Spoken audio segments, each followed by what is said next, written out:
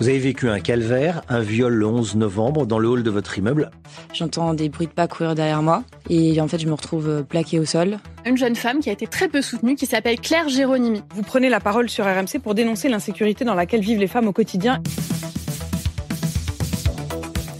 Éclat, un mot à double tranchant qui symbolise à la fois brisure et rayonnement, cassure et sentiment. Je suis Claire Géronimi et à la suite de mon agression, j'ai décidé de donner la parole à des personnalités inspirantes pour mettre en lumière leur vision féminine si singulière. Femmes politiques, journalistes, psychologues, avocates ou encore victimes échangeront avec moi sur leurs sentiments et leurs interrogations de notre place dans la société. Je désire également mettre l'accent sur leurs histoires marquantes afin de vous fournir, chères auditrices et auditeurs, les clés vers votre propre éclat. Bienvenue dans le podcast Éclat de femmes.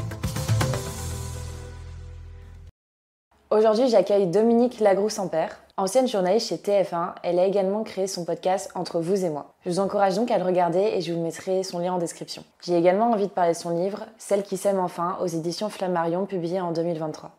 Donc n'hésitez pas à vous abonner et laissez-nous un petit commentaire si cet épisode vous a plu. Bonne écoute. Bonjour Dominique. Bonjour Claire. Bienvenue sur le podcast Éclat de femmes. Merci beaucoup d'avoir accepté mon invitation. Merci à toi. Je t'invite justement sur ce podcast parce que j'étais passée chez toi il y a environ de ça un peu plus d'un mois. Ouais. Et sur ton podcast Entre vous et moi. Et du coup, je voulais plus ou moins qu'on rééchange, mais du coup, en échangeant les rôles justement. Donc, avec grand plaisir de t'accueillir en tout cas aujourd'hui sur ce podcast. Et merci beaucoup d'avoir accepté. Mais c'est moi qui te remercie parce que tu sais, c'est rare aussi de renvoyer l'appareil, non pas parce que se sent obligé de faire ça, mais parce qu'il y a une authenticité dans le lien. Et c'est vrai que ça s'est passé comme ça entre toi et moi. Exactement. Et que j'ai beaucoup apprécié parce qu'il faut le souligner que c'est pas généralement ce qui se fait de plus courant d'inviter une personne qu'on a reçue. Voilà, donc je te remercie. Et d'autant plus que ton histoire m'a énormément touchée sur plusieurs points aussi. Tu es une femme pour moi, je pense, qui incarne la force et une certaine énergie de positivisme. Donc merci beaucoup. Donc, j'arrive à 18 ans à Paris. Je suis au lycée Jules Ferry dans le 9e pour mes 2 années de prépa. Et puis derrière, je bascule à la Sorbonne, à Paris 4, pour faire une licence, une maîtrise, un DEA, et puis j'entame une thèse de doctorat. Le parcours parfait. Oui, exactement. Sur un auteur britannique que j'apprécie particulièrement, qui s'appelle John Fowles. Et je pars également, dans toutes ces années-là, je pars un peu en Angleterre, où j'enseigne en Angleterre. Je pars également au Canada, où je fais un double cursus avec l'université McGill de Montréal. Et puis je rencontre mon futur mari, Claude Sampère, qui était déjà lui journaliste à France 2, France Télé, qui était donc déjà dans le milieu du travail puisque nous avions 10 ans de différence. Et moi-même étant très attirée par le journalisme, je me présente à différents concours d'école et je suis retenue à l'école de journalisme de Lille, l'ESJ, où je travaille, je suis scolarisée pendant 2 ans. Et à l'issue de ces 2 années-là, je décroche le concours d'entrée à TF1, qui était donc à l'époque où tu gagnais un CDD d'1 an, contrat d'1 an. Ok, tu avais un concours avec l'école, c'est ça ? Avec l'école, oui. En fait, il faut savoir que dans les écoles de journalisme, c'est la même chose à Paris, etc. Mais tu as des journalistes de chaque rédaction qui viennent dans les écoles pour faire leur marché, c'est-à-dire pour dire tiens, je vois bien cet élève-là, etc., etc. Et moi, ils m'avaient recruté pour TF1, mais il faut passer le concours. Et donc, j'avais réussi le concours et j'étais entrée à la rédaction de TF1 en 2001. Grande année, évidemment, avec le 11 septembre, etc. Et moi, je crois vraiment au hasard de la vie, c'est-à-dire qu'avec ce drame terrible, toute la rédaction avait été envoyée justement aux États-Unis pour couvrir les attentats. Et moi, petite jeune stagiaire, j'étais restée à Paris. Et malheureusement, j'allais dire, l'actualité a fait qu'en septembre de la même année, on a eu la terrible explosion AZF à Toulouse. Et comme plus personne n'était à Paris à ce moment-là, c'est moi qui ai été envoyée. Et donc, au bout de 2 mois, j'étais déjà partie sur une grande actualité à faire des reportages. Et donc, ce CDD d'1 an s'est transformé en CDI 20 ans, puisque je suis restée 20 ans à TF1. Alors, j'ai monté tous les échelons grâce à mon seul travail, puisque moi, j'avais absolument aucun réseau dans le milieu. Donc, j'ai vraiment travaillé et j'ai gagné mes échelons comme ça, donc reporter et grand reporter ensuite, puisque j'ai beaucoup couvert les informations générales, c'est-à-dire tout ce qui se passe un peu dans le monde, catastrophes naturelles, etc. J'ai été aussi spécialisée pendant plusieurs années en justice, donc j'ai beaucoup couvert de procès, j'adorais ça. Ok. Pouvoir comprendre comment le mécanisme humain pouvait à un moment vriller et passer de l'autre côté de la force, j'allais dire. Donc ça m'intéressait vraiment de comprendre d'un point de vue psychologique pourquoi quelqu'un pouvait passer d'une mère de famille sans histoire à meurtrière. Quand Jean-Pierre m'a donné cette chance, je n'imaginais pas encore ce que ça signifiait. Parce que dans mes yeux, c'était peut-être pour prendre sa suite, pour présenter le trésor que j'aurais adoré présenter. Ça ne s'est pas fait. Et à ce moment-là, vous vous dites quoi ? Mince, ça se fait pas.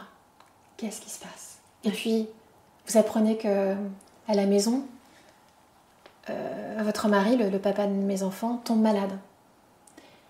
Que cette maladie va l'entraîner vers une mort 2 ans après. Et puis vous apprenez en même temps que Jean-Pierre a des problèmes de santé. Et que finalement, tout, comme une bombe à déflagration, vous savez, qui fait un arrêt sur image où tout explose. Et là, vous vous dites, ok, qu'est-ce que veut me dire la vie ? Alors vous ne pensez pas à ça tout de suite. Oui, surtout quand on ne connaît pas encore vraiment d'épreuves assez compliquées. Non. Peut-être qu'au final, on se dit, pas mais compte. c'est quoi cette putain de vie ? Qu'est-ce que j'ai fait pour faire ça ? Donc vous vous victimisez. Pourquoi moi ? À ce moment-là, en plus, l'aventure du trésor ne se fait pas.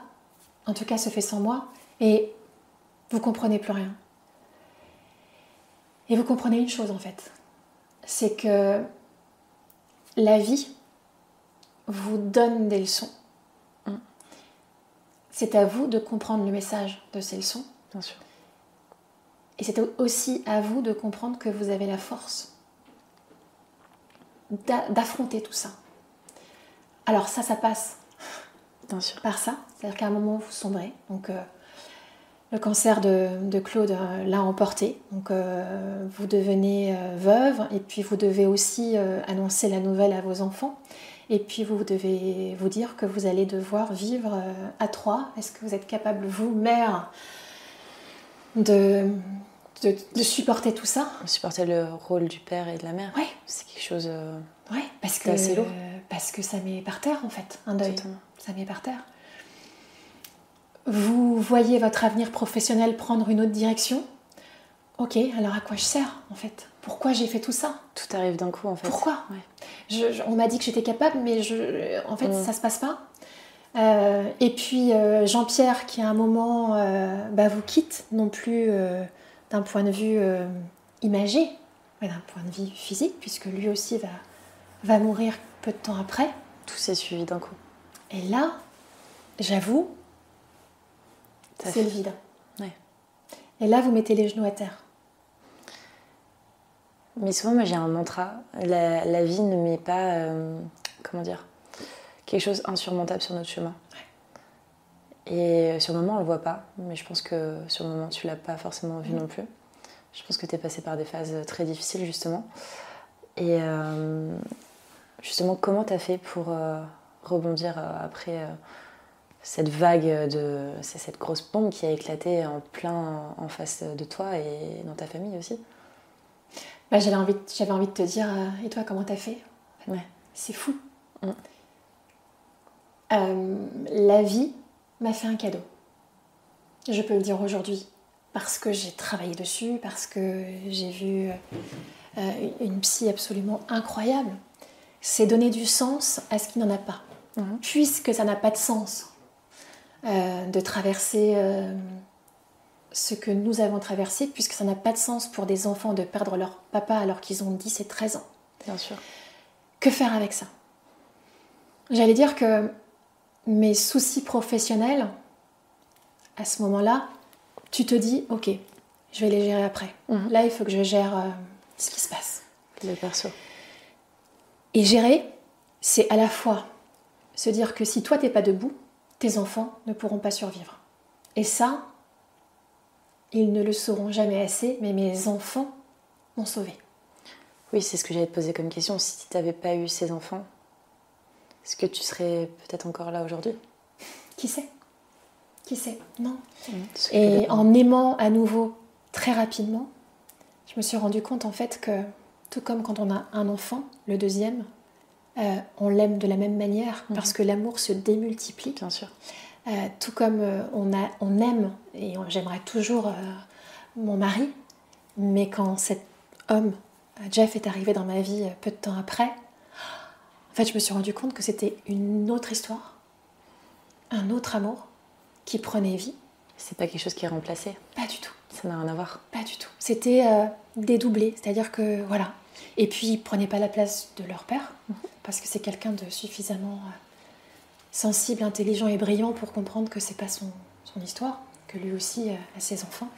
Et ça a été une première leçon de vie, c'est-à-dire on t'a enlevé un amour, c'est à toi d'aller rechercher quelque chose qui va te donner, qui va te porter, qui va te rendre vivante. Moi, c'est l'amour. Pour une autre femme, ce sera de ne jamais retrouver quelqu'un, mais peut-être de s'éclater dans une association, de construire un nouvel environnement. Bien sûr. Chacun sa clé. Et je pense que le jugement J'en ai pris le jugement. J'ai lu des choses et une semaine après l'enterrement de Claude, j'étais à l'antenne, j'étais maquillée. Oui, tu t'es pas du tout arrêtée. Jamais. Et j'ai vu les regards. Et donc, c'est rapide. C'est comme ça. Ça doit être dur quand même d'avoir le regard de ces personnes-là, où pour eux, dans leur tête, en fait, tu deviens plus ou moins une personne faible, alors qu'en fait, pas du tout. Ça doit être assez dur, mais en même temps, je sais pas comment t'as fait. Ce qu'il faut comprendre, c'est que les personnes que vous voyez, que vous pouvez croiser, qui ont vécu des drames, ce qu'elles renvoient n'est pas à juger. Bien sûr. Un sourire, un lendemain de deuil, un amour, très peu de temps après, un amour éteint. Posez-vous la question, savoir que s'il n'y avait pas eu ça, peut-être que la personne ne serait plus là. Et peut-être que moi, je ne serais plus là pour vous le raconter, en fait. Donc chacun sa résilience, chacun sa force intérieure pour vivre. Et je pense que ça, c'est l'essentiel. C'est que l'important, c'est la vie.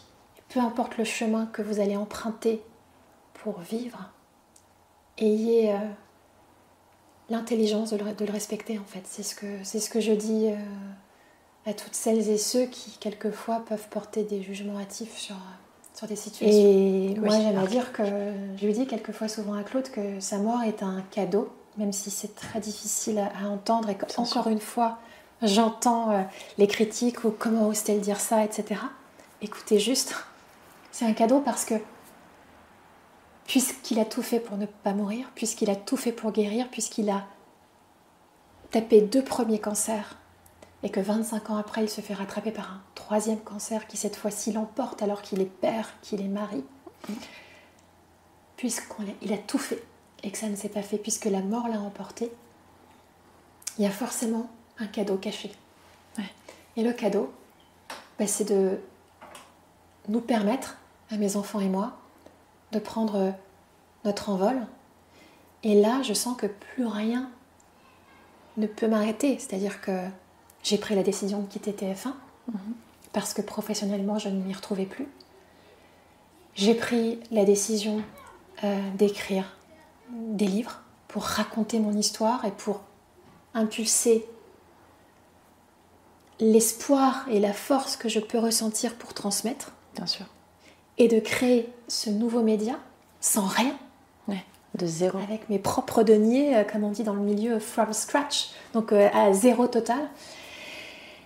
Parce que ça correspond à ce que je veux faire et transmettre aujourd'hui, c'est-à-dire raisonner mon histoire, c'est pas une histoire au-dessus de la tienne ou d'autres personnes que tu peux recevoir. C'est ton histoire, en fait, c'est ton histoire de vie. Et justement, c'est quand on raconte qui on est vraiment que c'est là que ça fonctionne, ça fonctionne au final. Parce que t'as pas de filtre. Bah oui. Parce que c'est toi.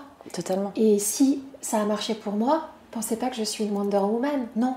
Simplement, moi, je suis passée par là. Si moi, je vous dis, je vous donne justement mes difficultés, mes joies, peut-être que ça va résonner en vous. Moi, je me suis nourrie des récits des autres. Moi, quand j'ai vécu le deuil de Claude, j'ai lu de magnifiques livres sur le deuil. Chaque histoire est différente. Totalement. Mais se dire que, dans mon cas, des milliers de femmes ont vécu le deuil de leur homme, que ce soit pendant les attentats de Charlie Hebdo, les attentats des terrasses, etc. Pourquoi pas moi ? Ouais. Et puis peut-être qu'au final, t'es une certaine voix pour toutes ces femmes, une certaine, peut-être un peu une petite lumière du berger. Ouais, à 50 ans, ouais, j'ai quitté un CDI, un salaire. Oui, je pointe à France Travail.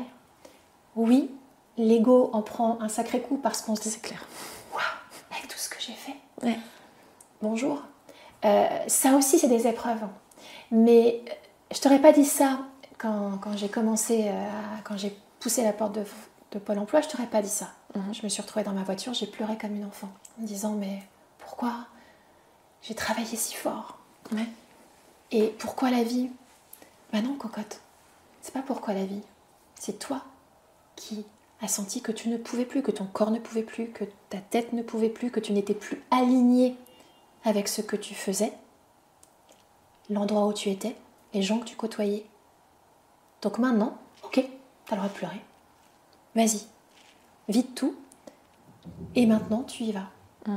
Et en effet, il faut se faire accompagner. Moi, encore une fois, j'ai la chance d'avoir rencontré une psy absolument incroyable qui va rechercher aussi le meilleur de vous et vos mécanismes, en fait. J'ai compris comment je fonctionnais. On se cache plus derrière des trucs. On comprend comment... Ok, là, quand tu fais ça, t'as un peu peur. Ok, pourquoi t'as un peu peur ? Là, t'es en colère. Pourquoi t'es en colère, etc. Donc, je dis pas qu'on devient parfaite, hein. Non. C'est qu'on sait analyser et reconnaître. Et accepter les parts de nous qui, justement... un peu plus sombres, nous dérangent un petit peu. Et puis, on arrive à leur parler et leur dire, ok, bon, bah... Exactement. Toi, en ce moment, tu nous déranges. Ouais. Et ça passe. Mais ouais. Se parler aussi. Ok, t'as le droit d'être en colère. Oui, c'est ça. Vas-y. Défonce. T'as le droit d'être en colère. Mais maintenant, tu vas te calmer. Ouais. Pourquoi t'es en colère ? Ah, en fait, c'est parce que ça résonne sur un truc. Ok, bah, tu sais très bien que là, ça te fait mal. Donc, on va avancer de l'autre côté. Et c'est ça, en fait. Alors, évidemment, on aimerait que ça aille plus vite. Évidemment, comme toi, t'aimerais que ton podcast explose, que tu sois... Mais ça prend du temps. Voilà. C'est normal. Ouais. Et justement, c'est grâce à des invités comme toi que ça permet d'avoir des témoignages forts et de pouvoir faire grandir le podcast. Comme toi au début, avec tous tes invités plus exceptionnels les uns que les autres. Et on va parler de quelqu'un que je pense ne rentre pas dans les cases, c'est l'héroïne de ton roman, celle qui s'aime enfin, Toscane, justement. Que c'est ton premier roman que tu avais publié. Tu avais publié un autre livre avant. Après l'orage. Exactement, après l'orage. Du coup, aux éditions Flammarion en 2023. Pour résumer vite fait, c'est l'histoire d'une violoniste qui se lasse un peu de sa vie sans comprendre réellement la raison et qui décide d'écrire une lettre de suicide à son ami proche qui, à la suite, deviendra son amant. Je ne veux pas trop spoiler non plus, parce que c'est hyper important. C'est en apprenant la nouvelle, justement, d'un refus de participer en tournée par un de ses mentors à New York, justement, on va dire qu'elle prend conscience que la vie, au final, est importante et qu'elle a besoin de retrouver ses racines aussi, et que du coup, elle va faire toute une introspection et va même retourner dans son pays, dans son petit village d'origine. Et en fait, c'est vraiment un livre, un souffle de positivisme où en fait on voit que le personnage est au plus bas et arrive à se reconstruire à travers justement la compréhension de toute sa vie depuis sa naissance en fait, tout simplement. Et elle est un peu particulière aussi parce que justement elle s'intéresse beaucoup à la langue des oiseaux et à toutes ces significations dont toi aussi je suppose que tu t'intéresses un petit peu. Est-ce que tu pourrais nous détailler exactement ce que c'est la langue des oiseaux ? Alors il y a un exemple que j'adore prendre, dont je parle dans le livre, c'est l'adjectif merveilleuse. Donc merveilleuse, en un seul mot, merveilleuse. Mais si vous décortiquez au son le mot merveilleuse, ça fait mère veilleuse, une mère qui veille. Et la langue des oiseaux, c'est vraiment une langue originelle très poétique où chaque mot peut se comprendre d'une autre façon, soit au niveau sonore, soit au niveau sens. Donc, il y a plein d'exemples que je donne, mais je ne voudrais pas les dévoiler. Mais en effet, l'histoire de Toscane, c'est une femme qui va apprendre à lire entre les lignes. Et je pense que ce livre-là, c'est en effet, quand vous allez lire ce livre, ce que je voulais dire à mes lecteurs et lectrices, c'est de dire, ne vous contentez pas de ce qui est écrit, mais regardez dans l'entreligne. Ne vous contentez pas des mots, écoutez les silences. Et que c'est pas forcément ce qui fait du bruit, ce qui est visible, ce qui est beau. Le plus important, c'est ce qui est pas encore dans la lumière. Et l'image de Toscane, c'est clairement pour moi